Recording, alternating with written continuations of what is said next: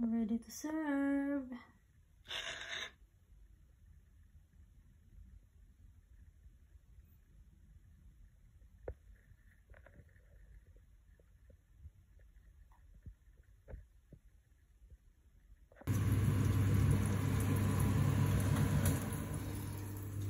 Talong.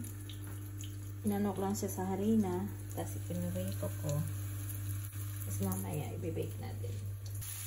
Mag-isa ako ng bawang, sibuyas, kamatis. Ito lalagyan ko ng tuna. Lalagyan ko ng tomato sauce. Mamaya itatoppings natin dito bago natin i-oven. Ay na, ready na siya. Nilagyan ko na siya ng timpla. Nilagyan ko ng tomato sauce, tsaka paminta, konting asin.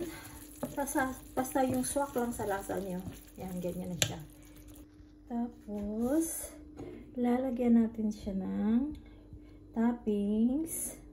Yung ginisa natin, itatopping natin dito. Itatoppings natin dito. Lahat yan. Itatoppings natin. Yan. Tapos na siya. Tapos lalagyan natin siya ng grated cheese. Ooh, para mas yummy. Yan. Ready to bake na siya. Lagyan natin siya dito. Yung oven ko na preheat ko na siya ng 90 degrees. Tapos, sisilipin na lang natin siya. Hindi ko na lang siya nilagyan ng timers. Silipin na lang natin siya until mag-melt yung cheese. Kasi sandali lang naman yan. Kasi luto na yan lahat. Okay?